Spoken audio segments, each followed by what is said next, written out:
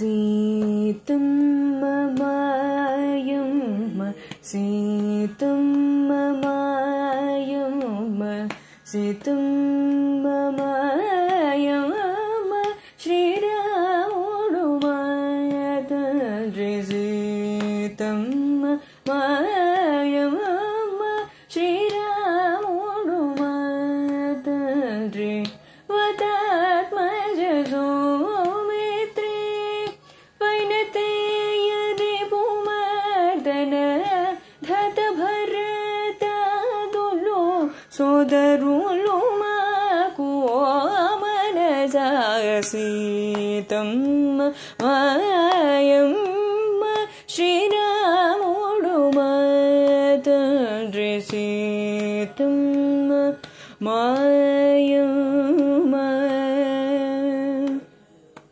శ్రీశ్రవణ channel కి శ్రోతలందరికీ కూడాను మరొకసారి స్వాగతం. ఈరోజు మనం విన్న ఈ కీర్తన వసంత రాగంలో కూర్చోబడ్డటువంటి త్యాగరాజస్వామి వారి కీర్తన. పావని ఎప్పట్లాగే చాలా చక్కగా పాడి మనకి వినిపించారు. ఆ అమ్మాయికి అనేక ఆశీస్సులు తెలియజేస్తూ యోగ వాసిష్ఠంలో ఈరోజు ఇక్కడ ముని శిష్యుడికి బోధిస్తున్నారు కదా, ఈ వ్యాధ శిష్యుడికి. ఆ విషయాన్ని మనం 141 సర్గలో చెప్పుకుంటూ వచ్చామన్నమాట. నేను మరొకటి హృదయంలోకి ప్రవేశించాను కదా వ్యాధ, నా శిష్యుడి హృదయంలోకి. ఆ హృదయంలో ఇదొక స్వప్నము. దీనిలో నేను పరుగులు తీస్తూనే ఆయాసపడుతూనే ఉన్నాను. ఎందుకు వచ్చిన ప్రయాస ఇది? కనుక ఆ స్వప్నాన్ని వదిలేసి జాగ్రత్త అవస్థలోకి ప్రవేశించి హాయిగా ఉందాం అని నిర్ణయానికి వచ్చాను అన్నాడు. అప్పుడు బోయేవాడు అన్నాడు, స్వామి, స్వప్నావస్థ యొక్క తత్వం ఏదో తెలుసుకుందామని కదా మీ శిష్యుడి హృదయంలోకి ప్రవేశించారు. అక్కడ ఏదో నిర్ణయం జరిగి ఉండాలి, లేకపోతే మీరు దాంట్లోంచి ఎందుకు వెనక్కి వస్తారు? కనుక దయచేసి ఆ నిర్ణయం ఏమిటో నాకు చెప్పండి. అది కాకుండా ఒక హృదయంలో కొండలు, సముద్రాలు, ముల్లోకాలు ఇలాంటివన్నీ ఉండడం ఏమిటి? ఈ విషయం గురించి కాస్త వివరించండి నాకు అంటూ అడిగాడనమాట. అప్పుడు ముని అన్నారు, నాయనా, నేను నా స్వప్నాలను పరిశీలించి చూసుకున్నాను. శిష్యుడి హృదయంలోకి ప్రవేశించి వాడి స్వప్నాలను పరిశీలించి చూశాను. దానివల్ల అన్వయ వ్యతిరేకాలు రెంటి చేత స్వప్నం అసత్యం అని తేలిపోయింది. అన్వయ వ్యతిరేకాలు అంటే ఇది ఉంటే అది ఉంటుంది, అది లేకపోతే అది లేదు అని ఆలోచించే విధానాలన్నమాట. ఇంతకు స్వప్న ప్రపంచం అంటే ఏమిటి? నామరూపాలే స్వప్న ప్రపంచం, అంతకు మించి అక్కడ వేరే ఏమీ లేదు. ఆ సమయంలో అంత స్పష్టంగా కనిపించిన ఆ నామరూపాలు ఇప్పుడు కూడా లేనివే అని, అవి ఉండడానికి తగిన కారణం లేదని నాకు బాగా అర్థమైంది. మరైతే ఈ జాగ్రత్త ప్రపంచం అంటే ఏమిటి? అది కూడా నామరూపాల సమూహమే. మరి ఇదెలా వచ్చింది? ఉన్న ఆత్మ చైతన్యమే నామరూపాలు గలదిగా రూపొంది నాకు స్వప్నంగా దర్శనం ఇచ్చింది. ఆ సమయంలో నాకది జాగ్రత్త. ఇప్పటికీ ఈ జాగ్రత్త ప్రపంచ రూపంలో నాకు అనిపించేది కూడా ఆత్మ చైతన్యమేనని నాకు అర్థమైంది. అప్పటికి ఆ స్వప్నానికి ఇప్పటి ఈ జాగ్రత్తకి ఏమీ తేడా లేదని కూడా నాకు అర్థమైంది. అప్పుడు ఇప్పుడు కూడా ఉన్నది అద్వితీయ పరమాత్మ ఒక్కడే. వాడివి నువ్వే. నీకు ఆ విషయం అనుభవంలోకి రాకపోవడానికి కారణం సంకల్పాలే. ఉన్న సంకల్పాలన్నీ వదిలేస్తే ఎవడు మిగిలుంటాడో వాడే అసలైన నువ్వు. వాడికి దుఃఖం లేదు, లోపల వెలుపల అనేవి లేనే లేవు, అవధలు లేవు అన్నాడు.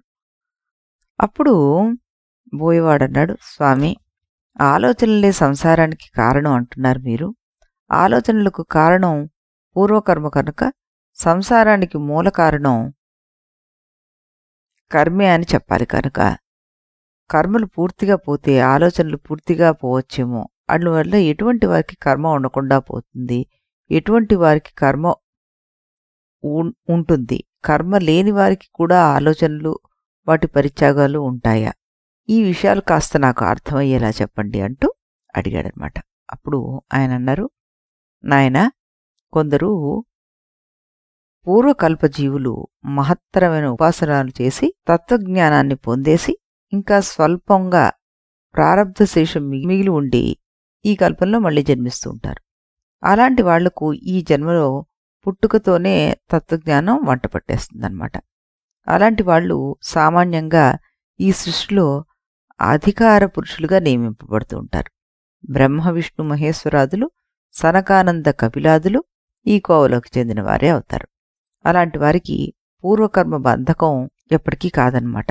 కనుక అలాంటి వారికి పూర్వకర్మ లేనట్టే లెక్క. అయినా సరే వారు పూర్వాభ్యాస బలం వల్ల ఆలోచనలు కలిగిన వారి వల్లే వ్యవహరిస్తూ ఉంటారు. ఇది జీవన్ముక్తుల లక్షణం. మరి దీనికి భిన్నంగా నేను బ్రహ్మను కాను అని భావించే జీవులందరికీ పూర్వకర్మ ఉంటుందన్నమాట. అయితే జీవన్ముక్తుల దృష్టిలో కర్మకు గాని కర్మబద్ధులైన జీవులకు గాని యథార్థమైన అస్తిత్వం అసలు ఉండనే ఉండదు. మనం తరంగాలను సుడిగుండాలను కూడా జలమాత్రాలే అని గుర్తించినట్లుగా వాళ్ళు ముక్తులు, బద్ధులు, స్వప్నము, జాగృత్ ఇలాంటివన్నీ బ్రహ్మస్వరూపాలే అంటూ గుర్తిస్తారన్నమాట. కర్మశేషం మిగిలి ఉన్నా కూడా తత్వజ్ఞానులైన సనకాదులకి అది బంధకరం కావడం లేదు. అటువంటి తత్వజ్ఞానం లేని ఇతర జీవులకి మాత్రం కర్మ బంధకరం అయిపోతుంది. అందుకే బంధానికి మూల కారణం అజ్ఞానమని కర్మ కాదంటూ పెద్దలు నిర్ణయించేశారు. కనుకనే తత్వజ్ఞానాన్ని కలిగించే సత్శాస్త్రాభ్యాసం చెయ్యాలని వారు శాసించారు అంటూ 142వ సర్గని పూర్తి చేశారు. సత్శాస్త్రాభ్యాసం చేస్తే శుద్ధ చిత్తత్వం దర్శనం లభిస్తుంది. అది లభిస్తే సత్యస్థితిలో చిత్తే జగత్తని, జగత్తే చిత్తు అని అర్థమైపోతుంది. ఈ విషయాలన్నీ నాకు నా శిష్యుడి ఆనందమయ కోశంలో ఉన్నప్పుడు అనుభవపూర్వకంగా తెలిసాయి. ఎందుకంటే అక్కడ నాకు నా వాసనలు, నా శిష్యుడి వాసనలు, ఇంతేకాక మా ఇద్దరికీ సంబంధించిన ఇతర వాసనలన్నీ కూడా కలిసి త్రిజగద్రూపంగా కనిపించాయి. అవి ఉండేందుకు తగిన చైతన్య భిన్నమైన బాహ్య ప్రదేశమే లేదక్కడ. అయినా సరే అవి కనిపించాయి. అవి అలా కనిపించడానికి కావలసిన కారణ సామగ్రి కూడా అక్కడ లేదు. అయినా సరే కనిపించాయి. దాన్ని బట్టి 3 లోకాలుగా, వాటిలో 3 అవస్థలుగా కనిపిస్తున్న ఈ ప్రపంచం అంతా అసత్ పదార్థమని, నిజానికి ఆ కనిపించేదంతా శుద్ధ చైతన్యమేనని నేను అర్థం చేసుకున్నాను అంటూ 143, 144 సర్గల్లో చెప్పారనమాట. అదీకాక జీవుడు దృశ్యాలను చూస్తున్నాడు కదా, ఎలా చూస్తున్నాడో కొంచెం ఆలోచించు. జాగ్రత్త ప్రపంచంలో ఉన్నప్పుడు వాడు జ్ఞానేంద్రియాల ద్వారా దృశ్య పదార్థాలను చూస్తున్నాడు, అవి నిజం అనుకుంటున్నాడు. ఆ దశలో అంతరేంద్రియమైన మనస్సు పనిచేస్తోందా లేదా? అది పనిచేస్తూనే ఉంటుంది. బయట దృశ్య పదార్థాలను చూస్తున్న సమయంలో లోపల కొన్ని అనుభవాలను రేకెత్తిస్తూ ఉంటుంది కూడాను. అయితే ఈ మానసిక అనుభవాలు అంత ప్రబలంగా ఉండవు. వాడిపోయిన పూలల్లాగా కళావిహీనంగా ఉంటాయి. బాహ్యేంద్రియాలు పూర్తిగా ముడుచుకుపోయి అవి లోపలికి తిరిగిపోయినప్పుడు అంతరేంద్రియమైన మనస్సు బాగా బలంగా పుంజుకొని ప్రబలమైన అంతర్దృశ్యాలను, అంతర్భావోద్వేగాలను అనుభవంలోకి తీసుకొస్తుంటుందన్నమాట. ఈ ప్రభలత్వంలో భాగంగా అంతరేంద్రియమైన తన అంతర్లోకము బాహ్యేంద్రియాలను కూడా సృష్టి చేస్తుంటుంది. అలాంటి బాహ్యేంద్రియాల ద్వారా ఈ ప్రపంచాన్ని చూస్తున్న అనుభూతిని ఈ జీవుడికి కలిగిస్తుందన్నమాట. అందుచేత అసలు ఈ జీవి ఈ లోకాన్ని తనకంటే బయట ఉన్న ప్రపంచంగాను, గట్టిగా ఉన్న స్థూల ప్రపంచంగాను చూస్తుంటాడు.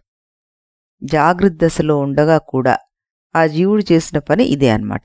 ఇంద్రియాల ద్వారా చూసిన దృశ్యాలు స్థూలమైనవి, స్థిరమైనవి అనుకుంటాడు.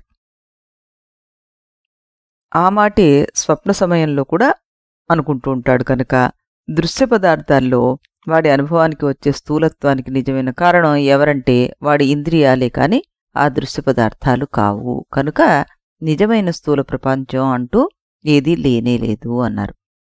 అప్పుడు బోయవాడన్నాడు, స్వామి, స్వప్న సమయంలో ఇంద్రియాలు చిత్తకల్పితాలు కనుక వాటి ద్వారా కనిపించే ప్రపంచంలో స్థూలత్వం లేకపోవచ్చు. జాగృత దశలో ఇంద్రియాలు మనఃకల్పితాలు కావు కదా, వాటి ద్వారా కనిపించే ప్రపంచం స్థూల ప్రపంచం కాదనడానికి ఎలా వీలవుతుంది అంటూ అడిగాడు. అప్పుడు జాగృత దశలో బాహ్యేంద్రియాలు ఎక్కడి నుంచి వచ్చాయి? అవి చిదాభాసుడు తన మీద తాను చేసుకున్న, అంటే ఈ జీవుడు తన మీద తాను చేసుకున్న అధ్యారోప పరంపరలో భాగాలేనని మనం పూర్వం చెప్పుకున్నాం కదా నాయనా. కనుక అవి కూడా మనఃకల్పితాలే. ఈ విషయం బాగా అర్థమవడం కోసం స్వప్న దృశ్యాలు కనిపించే విధానాన్ని మరో దృష్టితోటి వివరిస్తాను నీకు, అది విను అన్నారు.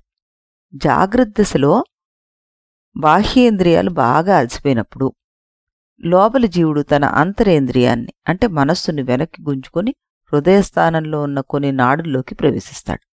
అలా ప్రవేశించేటప్పుడు వాతపిత్త శ్లేష్మాల్లో శ్లేష్మధాతువుతో నిండిపోయిన నాడుల్లోకి ప్రవేశిస్తే అప్పుడు ఆ జీవుడు సౌందర్యమయాలు సౌకుమారి పరిపూర్ణాలు అయిన ఆహ్లాదిక సన్నివేశాలను చూస్తుంటాడు. ఉదాహరణకి వెన్నెల నిండిన ఆకాశం, కలువలు విచ్చిన కొలళ్ళు, ఉత్సవాల్లో ఉల్లాసంగా ఉండే సుందరాంగులు, నోరూరించే వంటకాలు, విలాసవంతమైన భవనాలు, కనువుంది చేసే నదీ సంగమాలు, ఇలాంటివన్నీ ఆ సమయంలో కనిపిస్తాయి. ఇక ఆ జీవుడు పిత్తరసంతో కూడిన నాడుల్లోకి ప్రవేశిస్తే అప్పుడు అతనికి కనిపించే దృశ్యాలన్నీ కాస్త ఉగ్రంగా తీక్షణంగా ఉంటాయన్నమాట.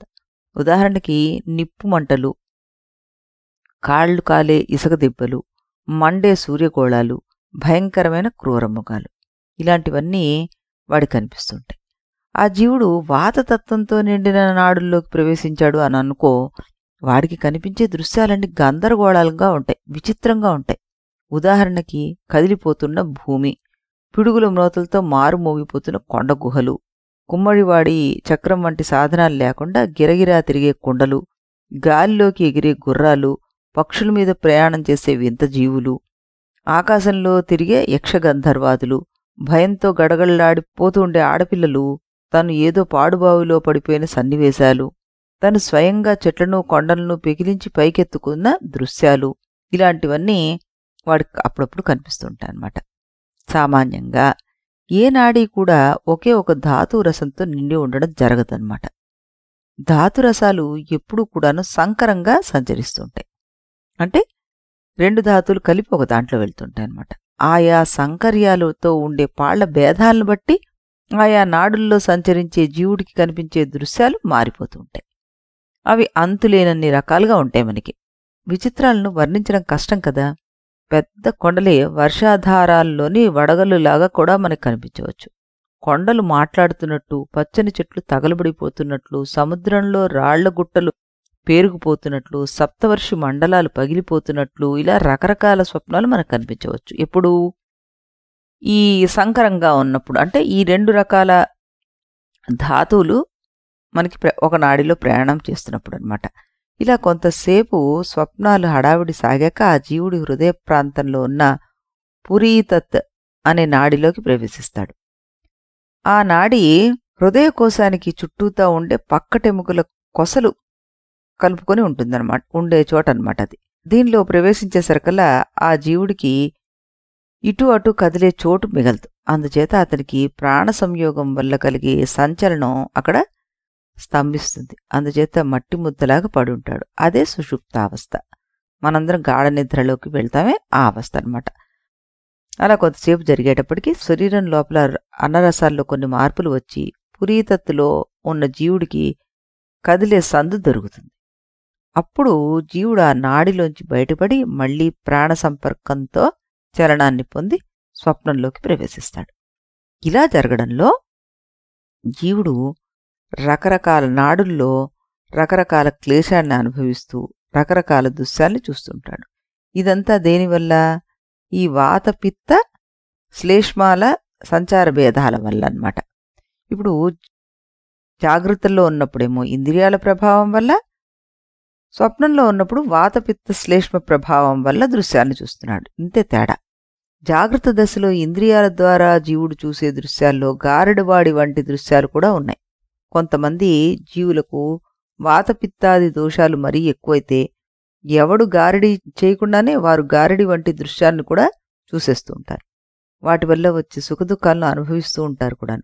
ఇలాంటి వాళ్ళను అందరూ పిచ్చివాళ్ళు అంటే అనొచ్చు, కానీ వాళ్ళ అనుభవంలో వారికది సత్యం.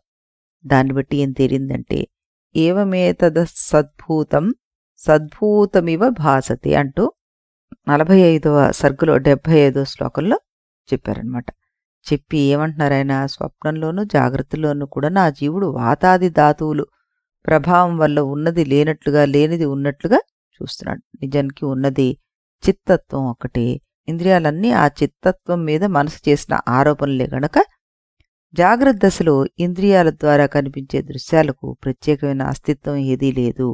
ఈ విషయాల్ని నా శిష్యుడి స్వప్నదశని పరిశీలించినప్పుడు నాకు అర్థమయ్యాయి అంటూ 145వ సర్గాని పూర్తి చేశారనమాట. అప్పుడు బోయవాడు అడిగాడు, ఆ తర్వాత ఏమైంది గురుగారు అంటూ. దానికి సమాధానం ఆయన రేపు చెప్తాను అన్నారు. మనం కూడా దాన్ని రేపు మరొక ఎపిసోడ్లో శ్రీరాములు వారి కీర్తన విన్న తర్వాత అప్పుడు విని గ్రహిద్దాం. అంతవరకు సెలవు.